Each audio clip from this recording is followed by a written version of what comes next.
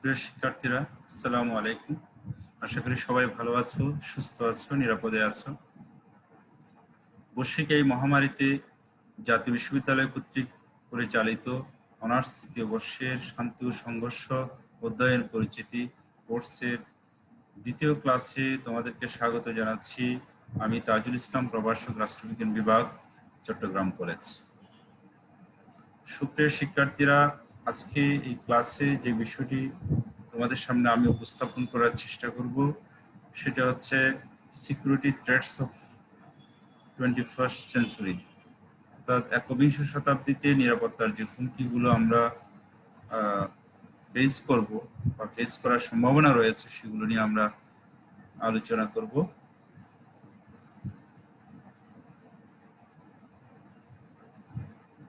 প্রিয় শিক্ষার্থীরা, আমরা দেখতে পাচ্ছি একটা ইমেজ। এখানে একটা পৃথিবীর ইমেজ, গ্লোব। এই পৃথিবী জ্বলে যাচ্ছে, পৃথিবী পুড়ে যাচ্ছে। এর মাধ্যমে আমরা বুঝতেই পারছি একবিংশ শতাব্দীতে আমরা যে অনেকগুলো সমস্যা ফেস করব। অতীত বিশ্ববাসী অনেকগুলো সমস্যা ফেস করে আসছে। মানব সভ্যতার ইতিহাস, সংগ্রামের ইতিহাস, চ্যালেঞ্জের ইতিহাস। বর্তমান মানব সভ্যতা বা বিশ্ববাসী অনেকগুলো সমস্যা ফেস করছে। এর মধ্যে রয়েছে এই বৈশ্বিক মহামারী, তারপর ফুড সিকিউরিটি, তারপর খাদ্যের বিভিন্ন ধরনের মন্দা, তারপর সন্ত্রাসবাদ, তারপর সবচেয়ে বড় যে হুমকিটা, যেটা দৃশ্যত আমরা হয়তো ওভাবে আমাদের যাদের মধ্যে ভীষণ নাই, যারা আমরা সুদূর প্রসারে চিন্তা করি না, তাদের মধ্যে ওভাবে আমরা বুঝতে পারি না যে হুমকিটা আমাদের সামনে আসছে, সেটা হচ্ছে নিরাপত্তা হুমকি। নিরাপত্তা হুমকি এটা বিশ্ববাসীর কাছে অনেক বড় একটা হুমকি। তো নিরাপত্তা হুমকিটা আসলে কি সে সম্পর্কে এবং একবিংশ শতাব্দীতে আমরা যে নিরাপত্তা হুমকি মোকাবেলা করব সেগুলো নিয়ে আমরা আজকে আলোচনা করব। এখানে আমরা একটু দেখি যে humans are facing the greatest test in millions years ascent of our kind. হাজার বছরের বা লাখো বছরের ইতিহাসে আমরা মানব জাতি অনেকগুলো চ্যালেঞ্জ মোকাবেলা করে আসছি।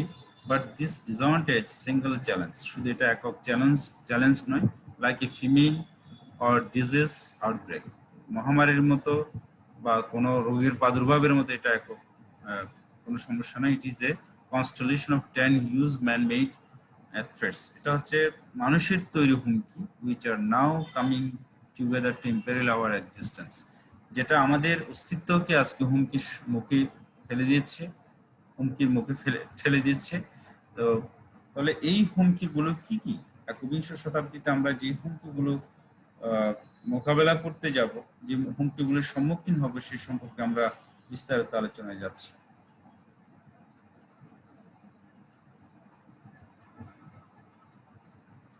আমরা দেখছি একজন ব্যক্তি আঁকাবাঁকা একটা লেখার দিকে তাকিয়ে আছে। সে হয়তো উত্তর খোঁজার চেষ্টা করছে কি হতে পারে এটা। এর মাধ্যমে রূপক অর্থে, প্রতীকী অর্থে আমি বোঝাতে চাচ্ছি আমাদের যে সমস্যাগুলো আসবে সেই সমস্যাগুলো কি কি কি সমস্যা হবে, নিরাপত্তার ক্ষেত্রে আমরা কি কি হুমকি মোকাবেলা করব। থ্রেটস আর যে হুমকিগুলো আমরা প্রধানত ফেস করব, সম্মুখীন হব, সেই হুমকিগুলো নিয়ে আমরা একটু দেখি কি কি হুমকি আছে নিরাপত্তা। Society often regards this risk, আমাদের সমাজ ব্যবস্থা এই সমস্ত হুমকির সম্মুখীন হবে। ইকোলজিক্যাল কলাপস, পরিবেশগত যে বিপর্যয় সেটা একটা আছে। ওয়েপন্স অফ ম্যাস ডিস্ট্রাকশনস, গণবিধ্বংসী অস্ত্র এটা একটা আছে। গ্লোবাল ওয়ার্মিং, অর্থাৎ বৈশ্বিক যে উষ্ণতা, সেটা একটা হুমকি হবে, নিরাপত্তা হুমকি হবে বিশ্ববাসীর জন্য। গ্লোবাল পয়জনিং, অর্থাৎ বিশ্বের যে দূষণটা, এটাও একটা নিরাপত্তা হুমকি হিসেবে দেখা দিবে এই শতাব্দীতে। ফুড ইনসিকিউরিটি এবং নিরাপদ খাদ্যের অভাব, এইটাও একটা হুমকি হিসেবে আমরা মোকাবেলা করতে হবে আমাদেরকে। পপুলেশনস এন্ড আরবান এক্সপেনশন, জনসংখ্যার বৃদ্ধি এবং নগরায়ন, এটা একটা বড় হুমকি হবে, নিরাপত্তার হুমকি। প্যান্ডেমিক ডিজিজ, এই করোনা ভাইরাসের মধ্যে যে মহামারী, এরকম মহামারী আমাদের নিরাপত্তার ক্ষেত্রে হুমকি হিসেবে আসবে। ডেঞ্জারাস নিউ টেকনোলজিস, সামনে অনেক বড় বড় বিপজ্জনক প্রযুক্তি আসবে, যে প্রযুক্তিগুলো আমাদের নিরাপত্তার জন্য হুমকি হিসেবে বিবেচনা করা হচ্ছে। অ্যান্ড সেলফ ডেলিউশনস, এবং নিজের অবক্ষয়, নিজের প্রতিবিম্বকে ভিন্নভাবে দেখা, নিজের স্বকীয়তাকে ভুলে যাওয়ার যে বিষয়টা, সেটাকে সেলফ ডিলিউশন হিসেবে আমরা দেখছি। তাহলে এই হুমকিগুলো মোটা দাগে আমরা একবিংশ শতাব্দীতে নিরাপত্তার ক্ষেত্রে আমাদেরকে ফেস করতে হবে, মোকাবেলা করতে হবে। তাহলে আমরা একটু সামনে আগাই, বিস্তারিত আলোচনায় যাই।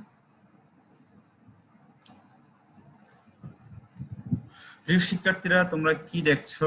আশা করি একটু ভালোভাবে খেয়াল করলে বুঝতে পারবে। কি দেখছো তোমরা, একটু খেয়াল করো।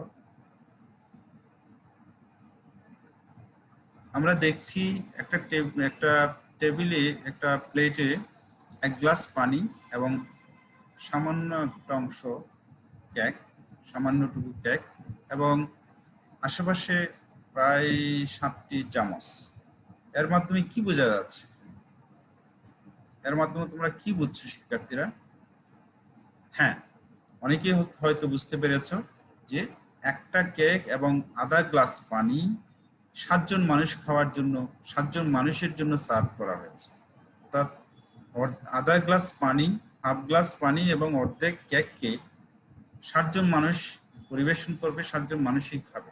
তার মানে আমাদের খাদ্যের যে সংকট এর মাধ্যমে প্রতিভাত হচ্ছে, এর মাধ্যমে আমাদের কাছে সহজেই বোঝা যাচ্ছে, হৃদয়ঙ্গম হচ্ছে, আমরা বুঝতে পেরেছি যে আমাদের খাদ্য সংকটটা চরম আকার ধারণ করবে একবিংশ শতাব্দী। অর্থাৎ একবিংশ শতাব্দীর মানব নিরাপত্তার জন্য সম্পদের স্বল্পতা, সম্পদের দুষ্প্রাপ্যতা একটা বড় হুমকি হিসেবে ধরা দিবে, যেটা আমাদের মানব নিরাপত্তার জন্য একটা বড় হুমকি। তাহলে দেখি সেলফ রিসোর্স ডিপ্লেশন, অর্থাৎ সম্পদের যে স্বল্পতা, সম্পদের যে চ্যুতি, সেটা একটা বিশাল হিসেবে আমরা দেখব। তাহলে এই আমরা জানি মানুষের অভাব অসীম, সম্পদ সসীম, এটা অর্থনীতির একেবারে প্রাথমিক বিষয়। আমাদের জনসংখ্যা বৃদ্ধির সাথে সাথে সম্পদের যে অনুপাতে জনসংখ্যা বাড়ছে, সে অনুপাতে আমরা সম্পদের যে বৃদ্ধি, সম্পদের যে আমাদের চাহিদা সাপেক্ষে সম্পদের যোগানটা আমরা করতে পারছি না, যার কারণে তার উপরে আমাদের যুক্ত হচ্ছে নতুন করে বিলাসিতা। বিলাসিতা এবং সম্পদের স্বল্পতা, এই দুটি নিয়েই একবিংশ শতাব্দীর মানুষ একটা বড় নিরাপত্তা হুমকির মধ্যে পড়ে যাবে। এর মধ্যে খাদ্য নিরাপত্তা আছে, সুপেয় পানি নিরাপত্তা আছে, অনেকগুলো সমস্যার মধ্যে আমাদেরকে যেতে হবে একবিংশ শতাব্দীতে। আমরা একটু সামনের দিকে যাই। শিক্ষার্থীরা, তোমরা কি দেখছো? এখানে দেখা যাচ্ছে যে খুব সহজেই বোঝা যাচ্ছে চতুর্দিকে পানি আর মাঝখানে ছোট্ট একটা বরফের খণ্ড, এবং এই বরফের উপরে একটা শ্বেতবলু, দুটি পেঙ্গুইন এবং একটা বেজি বসে আছে। এর মাধ্যমে আমরা বুঝছি যে এক সময় এগুলো তো চতুর্দিকে পানি, এখানে 7টি তো আর এই বেজি বা পেঙ্গুইন বা শ্বেতবলুক যায়নি। সহজেই বোঝা যাচ্ছে একটা সময়ে এখানে বিশাল দ্বীপ ছিল, একটা বিশাল হয়তো দেশের মতো ছিল, বিশাল ভূখণ্ড ছিল, যেখানে বিভিন্ন জন্তু বসবাস করত, বিভিন্ন প্রাণী বসবাস করত। কিন্তু বৈশ্বিক উষ্ণতার কারণে, গ্লোবাল ওয়ার্মিং এর কারণে, জলবায়ু পরিবর্তনের কারণে, মহাজাগতিক রশ্মি ওজোন স্তর ফুটো করে পৃথিবীতে চলে আসার কারণে, কার্বন ডাইঅক্সাইডের পরিমাণ বেড়ে যাওয়ার কারণে, অনেকগুলো কারণে যে মেরু অঞ্চলে যে সমস্ত বরফের পাহাড় ছিল, বরফের বিশাল ভূখণ্ড ছিল, বরফের পর্বতের মতো ছিল, সেগুলো আস্তে আস্তে ক্রমান্বয়ে গলতে শুরু করেছে এবং গলে যাচ্ছে। ফলশ্রুতিতে ওই অঞ্চলের অনেক প্রাণী বিলুপ্ত হয়ে যাচ্ছে, বিলুপ্তির দিকে যাচ্ছে, এবং সমুদ্রের যে সি লেভেল, সমুদ্রের যে পৃষ্ঠ, সেটা আস্তে আস্তে ক্রমান্বয়ে দিকে বেড়ে যাচ্ছে। এই বিষয়টা আমাদের কাছে খুব সহজেই বোঝা যাচ্ছে। ইকোলজিক্যাল কলাপস, অর্থাৎ ইকোলজিক্যাল যে কলাপস, পরিবেশগত যে বিপর্যয়, সেটা একবিংশ শতাব্দীতে আরো বেশি চরম আকার ধারণ করবে। কারণ আমাদের প্রত্যেক দিন আমরা যে পরিমাণ কার্বন ডাইঅক্সাইড নির্গত করি, সে যে পরিমাণ অক্সিজেন ইনটেক করছি, আমাদের বিশাল কার্বন ডাইঅক্সাইডের ভান্ডার বেড়ে যাচ্ছে আমাদের এই পৃথিবীতে। ফলশ্রুতিতে সমুদ্র পৃষ্ঠের উষ্ণতা বেড়ে যাবে, তারপর বিভিন্ন ধরনের মহামারী, প্রাকৃতিক দুর্যোগ, খরা, বন্যা এগুলো হবে। আমরা আরেকটু ইসে গেলে আমরা বুঝতে পারবো বিস্তারিত। The dozen of species are thought to go extinct every day due to human activity. প্রত্যেক দিন অনেকগুলো প্রাণী মানুষের অ্যাক্টিভিটির কারণে, মানুষের ক্রিয়াকর্মের কারণে বিলুপ্তির দিকে যাচ্ছে, এক্সটিংক্ট হয়ে যাচ্ছে। As the world's greatest biologist E.O. Wilson warns, পৃথিবীর একজন বিশাল জীববিজ্ঞানী উনি সতর্ক করেছেন, we are tearing down the biosphere. আমরা ক্রমান্বয়ে যে বায়োস্ফিয়ার আছে সেটাকে টিয়ার করে নিচ্ছি। The very things that supports life on the planets, or as young environmentalist Bini Irene puts it, if you keeps on pulling one bricks after another out of your house, eventually the house fall down. যাই হোক, আমরা বুঝতেই পেরেছি যে biological যে collapse, সেই কলাপসটা চরম আকার ধারণ করেছে এবং একবিংশ শতাব্দীতে মানব জাতির এই ক্রিয়াকর্মের কারণে আরো বেশি এটা আমাদের মোকাবেলা করতে হবে। নিরাপত্তার ক্ষেত্রে একটা বড় হুমকি হিসেবে আমরা দেখব।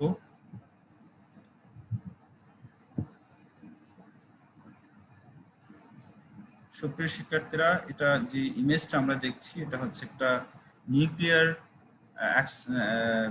বিস্ফোরণ, যে এক্সপ্লোশন, পরমাণু বিস্ফোরণ বা পরমাণু পরীক্ষার একটা ইমেজ।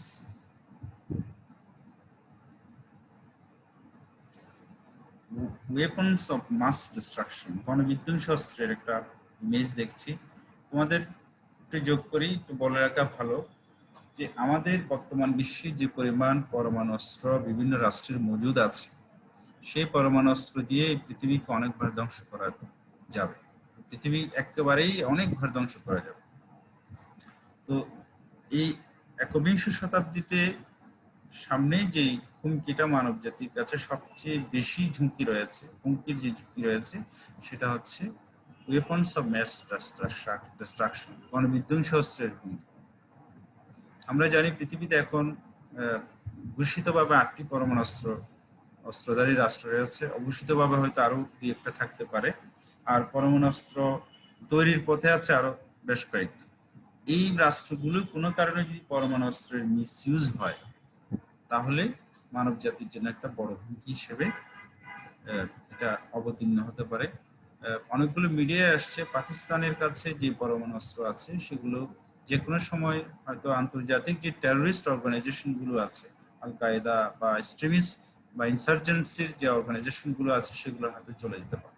তো এই অস্ত্র বা যে কোনো রাষ্ট্র থেকে যদি এই অস্ত্র, পরমাণু অস্ত্র কোনো জঙ্গি সংগঠনের কাছে বা কোনো সন্ত্রাসী সংগঠনের কাছে চলে যায়, তাহলে সেটা গোটা মানব জাতির জন্য একটা বিশাল হুমকি হিসেবে আমাদের মোকাবেলা করতে হবে। একবিংশ শতাব্দীতে আমরা এই হুমকিটা মোকাবেলা করতে হবে আমাদের। সুপ্রিয় শিক্ষার্থীরা, একটু দেখো, এখানে লেখা আছে যে the latest climate model indicates it would only require 50 to 100 Hiroshima-sized nuclear bombs to eliminate civilizations in a nuclear winter. অর্থাৎ হিরোশিমা এবং নাগাসাকিতে যে বোমা বিস্ফোরণ হয়েছিল তার চেয়ে 50 থেকে 100 গুণ বড় বোমা এখন পৃথিবীবাসীর কাছে রয়েছে এবং এগুলো দিয়ে এই সিভিলাইজেশনকে, সভ্যতাকে যে কোনো সময় ধ্বংস করে দেওয়া কোনো ব্যাপারই না, এটা সময়ের ব্যাপার। তার মানে আমরা এমন পরমাণু অস্ত্র মজুদ করছি যার কারণে আমাদের মানব সভ্যতা যে কোনো সময় নিরাপত্তা হুমকির মধ্যে থাকতে পারে। যেমন আমাদের বন্ধুপ্রতিম রাষ্ট্র ভারত এবং পাকিস্তান, এই দুটি রাষ্ট্রের পরমাণু অস্ত্র রয়েছে এবং দুটি একেবারে জন্ম থেকে শত্রু, বৈরী রাষ্ট্র। যে কোনো কারণে এই দুটি দেশের মধ্যে যদি যুদ্ধ লেগে যায় এবং তারা যদি পরমাণু অস্ত্রের প্রয়োগ করে, তাহলে ওই এফেক্টটা আমাদের এই পুরো এশিয়ার মধ্যে, বিশেষ করে আমাদের প্রিয় মাতৃভূমি এই বাংলাদেশ দেশের মধ্যে সবচেয়ে বেশি ইনফেকশনটা হবে। তো এই পরমাণুর যে বিস্ফোরণটা বা পরমাণু যে প্রভাবটা, এটা এই হুমকিটা চরম আকার ধারণ করবে 21 শতাব্দীতে। যেমন মধ্যপ্রাচ্যের কথাই বলি, মধ্যপ্রাচ্যের মধ্যে একমাত্র ইসরায়েলের পরমাণু অস্ত্র আছে। কোনো কারণে যদি ইরান পরমাণুর দিকে এগুচ্ছে, তৈরির দিকে, এটা যদি তারা পরমাণু যদি পেয়ে যায় বা তৈরি করতে পারে, তাহলে ইসরায়েল এবং ইরানের হচ্ছে চিরবৈরী রাষ্ট্র। ওই দুটি রাষ্ট্রের মধ্যে যদি যুদ্ধ লেগে যায়, তাহলে পুরো মধ্যপ্রাচ্য তথা আমাদের এশিয়া মহাদেশ এবং ইউরোপ মহাদেশ পর্যন্ত এই প্রভাবটা চলে যাবে। এবং ইকোনমি এবং কালচার বিচার করলে পুরো বিশ্ববাসীর কাছে এটা একটা হুমকি হিসেবে, নিরাপত্তা হুমকি হিসেবে ধরা দিবে। এবং এই যুদ্ধ শুধু ইরান ইসরায়েলের মধ্যে এবং ভারত পাকিস্তানের মধ্যে যুদ্ধ হলে সেটা শুধু ভারত পাকিস্তানের মধ্যে সীমাবদ্ধ থাকবে না, পরমাণু যুদ্ধ হলে সেটা হয়তো বিশ্ববাসীর কাছে সারা বৈশ্বিকভাবে এটা ছড়িয়ে যাবে। সুতরাং এই পরমাণু যে হুমকিটা নিরাপত্তার জন্য এটা একটা বড় হুমকি।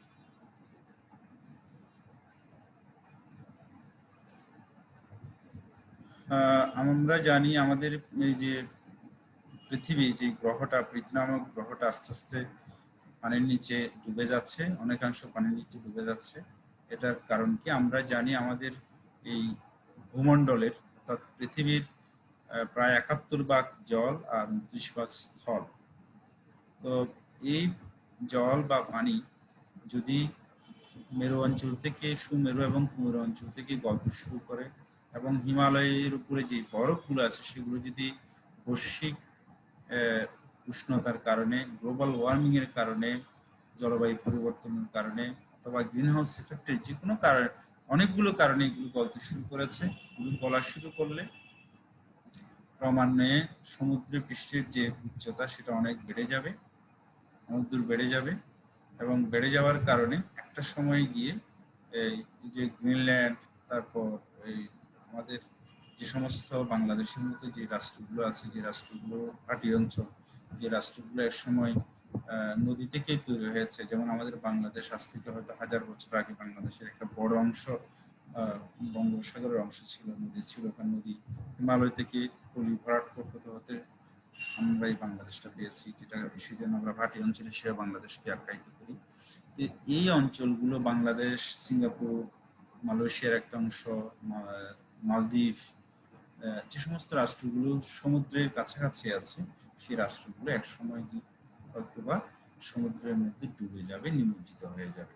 মালদ্বীপ অলরেডি ইতিমধ্যেই সেই সমস্যা ফেস করছে, মালদ্বীপের একটা অংশ অলরেডি চলে যাচ্ছে। প্রতিবাদ স্বরূপ মালদ্বীপের মন্ত্রিসভা পানির ভিতরে তাদের মন্ত্রিসভার যে মিটিং সেটা করেছে, সেটা বিশ্ববাসীর কাছে নজরও কেড়েছে।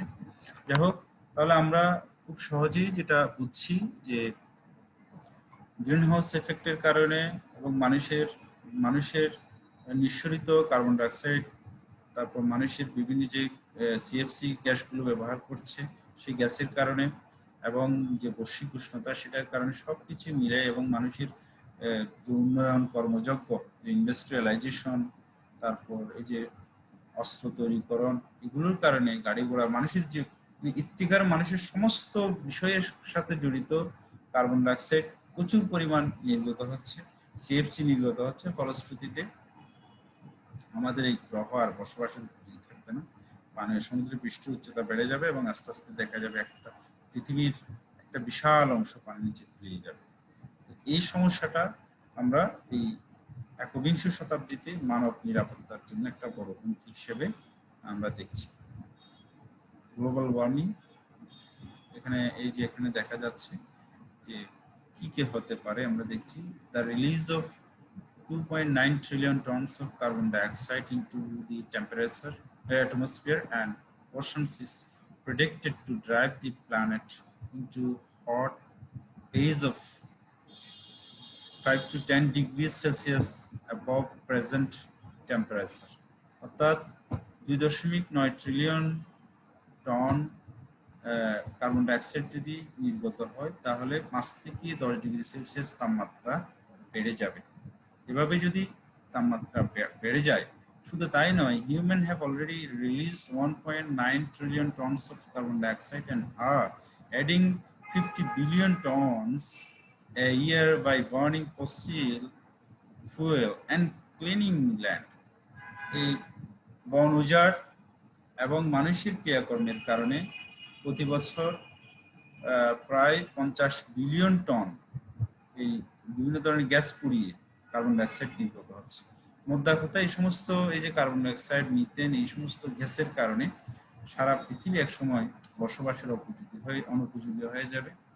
এটা আমাদের মানব জাতির জন্য, মানব সভ্যতার জন্য একটা বিশাল হুমকি। প্রিয় শিক্ষার্থীরা, আমরা দেখছি অনেকগুলো খাবারের ডিশ ভার্সন আমরা দেখছি। এখানে দেখা যাচ্ছে বিভিন্ন ধরনের ফ্রুটস আছে, বাদাম আছে, অনেকগুলো মনে হচ্ছে সুস্বাদু খাবার। সুস্বাদু হলেও বর্তমান সময়ে সব সুস্বাদুর মধ্যেও অনেক সময়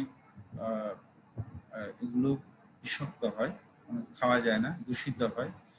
বর্তমানে খাদ্য ভেজাল, অ্যাডাল্টারেশন অফ ফুড, খাদ্যের ভেজালটা চরম আকার ধারণ করেছে। তো এই ভেজালের কারণে খাদ্যের যে সিকিউরিটি, ফুড যে নিরাপত্তা, খাদ্য নিরাপত্তার বিষয়টা বিশ্ববাসীর কাছে বড় প্রশ্ন হয়ে দেখা দিয়েছে। খাদ্য নিরাপত্তা বলতে আমরা যেটা বুঝছি সেটা হচ্ছে খাদ্যে ভেজালও দেওয়া যাবে না, খাদ্যের মান নিশ্চিত হতে হবে। এক, ফুড সিকিউরিটি দুটো কনসেপ্টকে বোঝায়। একটা হচ্ছে খাদ্যের মান থাকতে হবে, যে মানে ফুড ভ্যালু যেগুলো বলে, খাদ্যের যে মান সেগুলো থাকতে হবে খাবারের মধ্যে। আরেকটা হচ্ছে খাবারের দুষ্প্রাপ্যতা থাকা যাবে না। অর্থাৎ খাবার একটা রাষ্ট্রের বা মানব জাতির জন্য অ্যাভেলেবেল থাকতে হবে প্রচুর পরিমাণে, এবং খাবারে কোনো ধরনের ভেজাল থাকা যাবে না। ওই ভেজাল তো থাকাই যাবে না, ওই খাবারের মধ্যে মানুষের জন্য যে ফুড ভ্যালু দরকার সেই ফুড ভ্যালুটাও থাকতে হবে। কিন্তু আমাদের এই একবিংশ শতাব্দীতে এসে আমরা যেটা দেখছি যে খাদ্যে প্রচুর ভেজাল এবং খাদ্যের দুষ্প্রাপ্যতার বিষয়টাও খুব বড় আকারে দেখা দিয়েছে। বিশেষ করে আমাদের বাংলাদেশেও অলরেডি বন্যা শুরু হচ্ছে, তারপরে পৃথিবীর বিভিন্ন জায়গায় খরা শুরু হচ্ছে। এই সমস্ত বন্যা, খরা, মহামারী এগুলোর কারণে খাদ্যে দুষ্প্রাপ্যতা সৃষ্টি হয়ে যাবে, এবং খাদ্যের ভেজালের প্রশ্নটা তো আছেই। সুতরাং এই ফুড সিকিউরিটি একবিংশ শতাব্দীর নিরাপত্তার ক্ষেত্রে একটা বড় বাধা।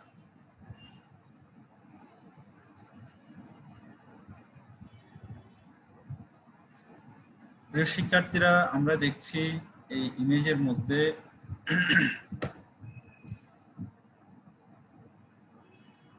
দেখা যাচ্ছে একটা অংশে সুন্দর অনেকগুলো দালান, multi street building, high rise building দেখা যাচ্ছে, অনেক উঁচু বিল্ডিং।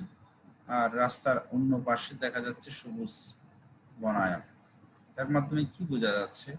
এর মাধ্যমে আমরা খুব সহজেই বুঝছি এই যে বনায়ন বা পাহাড়ি অঞ্চল, এটা হয়তো বা একটা সময়, আজ থেকে 50 বছর আগে বা 100 বছর আগে এই পুরো অঞ্চলটা সবুজ ছিল, পুরো এলাকায় সবুজ ছিল, বন ছিল। এই সবুজ বনায়ন কেটে এখানে বহুজাতিক, বহু উঁচু দালান তৈরি করা হয়েছে, মাল্টি স্ট্রিট বিল্ডিং তৈরি করা হয়েছে, হাইরাইজ বিল্ডিং হয়েছে, শিল্পায়ন হচ্ছে, নগরায়ন হচ্ছে। এই সমস্ত কারণে যে অক্সিজেনের যে ফ্যাক্টরি, মানব জাতি বেঁচে থাকার যে প্রধান উপাদান অক্সিজেন, সে অক্সিজেনের ফ্যাক্টরি আস্তে আস্তে আমরা শেষ করে দিচ্ছি, অক্সিজেন কমে যাচ্ছে। আর এই সমস্ত জায়গায় প্রচুর পরিমাণ কার্বন ডাইঅক্সাইড নির্গত হচ্ছে। আমরা একদিকে অক্সিজেনের যে সম্ভার, অক্সিজেনের যে মজুদ, সেটা আমরা কমিয়ে দিচ্ছি, পাছে অকারান্তে আমরা কার্বন ডাইঅক্সাইডের মাত্রা বাড়িয়ে দিচ্ছি। এই কারণে এই যে গ্লোবাল ওয়ার্মিং, যে সমস্ত কথাগুলো বললাম আমি, গ্রিন হাউস এফেক্ট, এগুলো হচ্ছে যে pollutions and urbanisation, populations and urbanisation. অর্থাৎ জনসংখ্যা বৃদ্ধির কারণে, জনসংখ্যা বাড়ার কারণে তাদের ওই জনসংখ্যা আধিক্যের কারণে তাদের ঘরবাড়ির প্রয়োজন, তাদের আরবানাইজেশন হচ্ছে, নতুন নতুন বনায়ন ধ্বংস করে নতুন করে ঘরবাড়ি তৈরি করতে হচ্ছে, বর্ধিত জনগণের জন্য খাদ্যের সন্ধানের ব্যবস্থা করতে হচ্ছে। বিভিন্ন কারণে যে আগে যে জায়গাগুলিতে কৃষিকাজ হতো, কৃষি জমি ছিল, 3 ফসলের জমি ছিল, ওগুলো আস্তে আস্তে বসতভিটা হিসেবে বসতভিটা তৈরি করা হচ্ছে। ফলশ্রুতিতে মানুষের যে খাবারের ঘাটতি, সেটা বড় আকারে দেখা দিচ্ছে, এবং অক্সিজেনের ঘাটতিটাও বড় আকারে দেখা দিচ্ছে। এগুলো একবিংশ শতাব্দীর মানব নিরাপত্তার জন্য একটা হুমকি হিসেবে আমরা দেখছি। এই ছবিটার সাথে আমরা কম বেশি সবাই পরিচিত। সুপ্রিয় শিক্ষার্থীরা, তোমরাও জানো এটা কিসের ছবি বলতো? আশা করি তোমরা বুঝতে পেরেছো, বলতেও পারবে। এটা হচ্ছে বর্তমান সময়ের বহুল আলোচিত যে যেটার কারণে আমাদের পৃথিবী স্থবির, মানব জাতি একটা অদৃশ্য শত্রুর সাথে লড়ে যাচ্ছে। যা এই শত্রু আমরা দেখি নাই, কিন্তু মানব জাতির শত্রু, সেই শত্রু করোনা ভাইরাস কোভিড-19, অর্থাৎ প্যান্ডেমিক, গ্লোবাল প্যান্ডেমিক যে মহামারী, সেই মহামারী আমাদের মানব জাতিকে, যে হাজার বছরের ইতিহাসে মানব জাতির যে পদচারণা, সেই পদচারণাকে স্থবির করে দিয়েছে। এই প্যান্ডেমিক, গ্লোবাল প্যান্ডেমিকটা এই বছর আসছে, আবার হয়তো এটা জানি না আল্লাহ তাআলা কতদিনে এগুলো রিমেডি দিবে বা এগুলো চলে যাবে, বা আমরা কখন ভ্যাকসিন পাবো।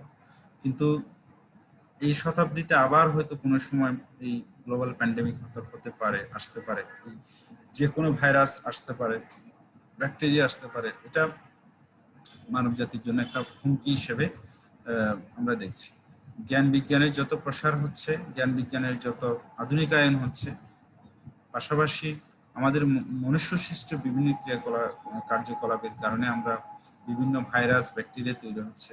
যেমন অনেকেই বলছে, অনেকেই অনেক মিডিয়ায় আসছে, এই ভাইরাস মানুষের বিভিন্ন ধরনের যে চায়নার গবেষণাগার থেকে বিভিন্ন কেমিক্যাল থেকে এটা তৈরি হয়েছে, হতেও পারে আবার নাও হতে পারে। এই যে মনুষ্য সৃষ্ট বিভিন্ন কাজের কারণে, অর্থাৎ জ্ঞান বিজ্ঞানের প্রসারের বিজ্ঞানের যেমন অবদান আছে, টেকনোলজির যেরকম অবদান আছে, তেমনিভাবে কিছু নেগেটিভ সাইড রয়েছে। সেই নেগেটিভ সাইডের অন্যতম হচ্ছে এই ধরনের প্যান্ডেমিক, গ্লোবাল প্যান্ডেমিক হওয়া বা বিভিন্ন ভাইরাস আসা। তাহলে এই একবিংশ শতাব্দীতে আমরা এটা ফেস করব।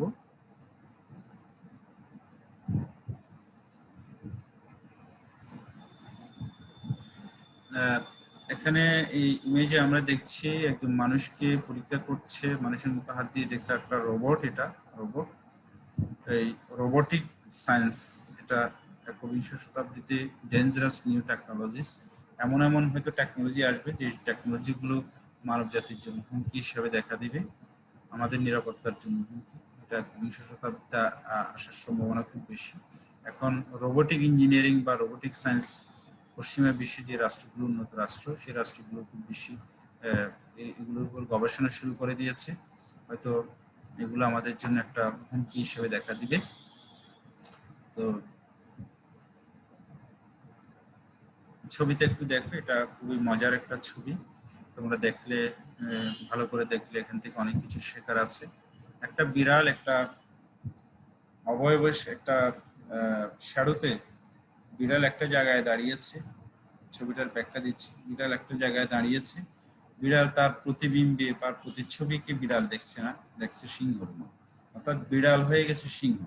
এই ছবিটা আমি প্রতীকী অর্থে ব্যবহার করেছি, অর্থাৎ বিড়াল তার স্বকীয়তাকে বিসর্জন দিয়ে হোক বা সে নিজে নিজে মনে করে হোক, বিড়াল নিজেকে নিজে বিড়াল না ভেবে সে নিজেকে অন্য কিছু ভাবছে। অর্থাৎ স্বকীয়তা বিসর্জিত চিন্তা, যে নিজস্বতা বিসর্জিত চিন্তা, এটাকে আমরা বলছি সেলফ ডিলিউশন, অর্থাৎ নিজের অবক্ষয়। আমি যা নয় তা ভাবা, আমি যেরকম নয় তা ভাবা। অর্থাৎ বিড়াল তো আসলে বিড়াল, সে বিড়াল নিজেকে বিড়াল মনে না করে সিংহ মনে করা বা বাঘ মনে করা বা অন্য একটা কিছু মনে করার যে চেষ্টা, সেটাকে সেলফ ডিলিউশন বলা হয়। একবিংশ শতাব্দীতে মানুষের নিরাপত্তার ক্ষেত্রে এই সেলফ ডিলিউশনটা, অর্থাৎ মানব যে অবক্ষয়, যে সেলফ ডিলিউশন, যেটা নিজস্ব যে ভ্রম, নিজের মধ্যে যে একটা ভুল ধারণা, সেই ভুল ধারণাটা, মায়াটা থাকবে। মায়ার হুমকিটা একটা বড় হুমকি। এটা হুমকিটা কিভাবে হবে দেখো, যেমন অনুন্নত রাষ্ট্রগুলো, গরিব রাষ্ট্রগুলো অথবা তৃতীয় বিশ্বের যে উন্নয়নশীল রাষ্ট্রগুলো আছে, সেই রাষ্ট্রগুলো তাদের নিজস্ব সংস্কৃতি, নিজস্ব যে সমস্ত প্রথা রয়েছে বা যে সমস্ত ঐতিহ্য রয়েছে, সে ঐতিহ্যকে বিসর্জন দিয়ে বিদেশি সংস্কৃতি গ্রহণ করবে এবং তাতে করে সে নিজেকে ভাববে, আমি আমি আফ্রিকান নয়, আমি ইউরোপিয়ান, আমি ল্যাটিন আমেরিকান নয়, আমি আমেরিকান, আমি প্রশান্ত মহাসাগরীয় নয়, আমি অস্ট্রেলিয়ান। এই যে নিজের স্বকীয়তার বাইরে চিন্তা করা, অর্থাৎ আমি যা নয় তার চেয়ে ভিন্ন চিন্তা করা, যেটা তার চেয়ে উন্নততর চিন্তা করা, তার চেয়ে খারাপ চিন্তা করা, এই চিন্তাটাই হচ্ছে সেলফ ডেলিউশন, একটা মায়া কাজ করে। এই মায়াটা একবিংশ শতাব্দীর মানব নিরাপত্তার জন্য একটা বড় হুমকি। কেন হুমকি? আমরা আমাদের এই যে রাষ্ট্রীয় পরিমণ্ডল বা রাষ্ট্রীয় ব্যবস্থা বিশ্ব সারা বিশ্বের মধ্যে গ্লোবালি, এটা একদিনে দাঁড় হয়নি, এটা অনেক মানুষের হাজার বছরের চেষ্টার ফসল। যে মেকিয়াভেলি থেকে শুরু করে তারও আগে গ্রিসের রাষ্ট্রীয় ব্যবস্থা ছিল, এগুলো হাজার বছরের চেষ্টার ফসল। অনেক জ্ঞান বিজ্ঞানের প্রসারের ফলে, অনেক চর্চার ফলে, অনেক গবেষণার মাধ্যমে আমরা এই জায়গায় আসছি, একেবারে আদিম যুগ থেকে এই সভ্য সমাজে আসছি। তো এই জায়গাগুলো থেকে আস্তে আস্তে যখন আমাদের কালচারাল আগ্রেশনের মাধ্যমে, গ্লোবালাইজেশনের মাধ্যমে, পশ্চিমা অপসংস্কৃতি আমাদের জাতি রাষ্ট্রের মানুষের চিন্তা চেতনাকে যখন পরিবর্তন করে দিবে, তখন নিজের প্রত্যেক দেশের মানুষ তার নিজেকে নিজে যা তার চেয়ে ভিন্নতর চিন্তা করবে, যেটাকে আমি সেলফ ডিলিউশন হিসেবে আনার চেষ্টা করেছি।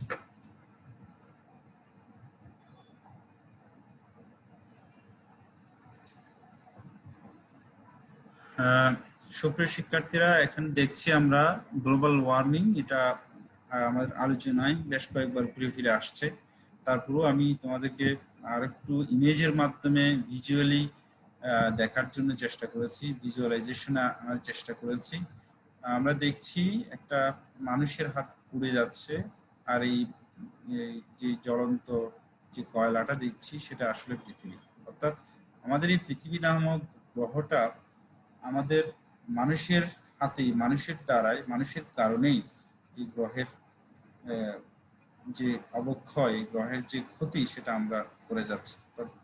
আমাদের ক্ষতি আমরা নিজেরাই করে যাচ্ছি। অর্থাৎ আমাদের এই পৃথিবী আমাদের কারণেই ক্ষতিগ্রস্ত হচ্ছে।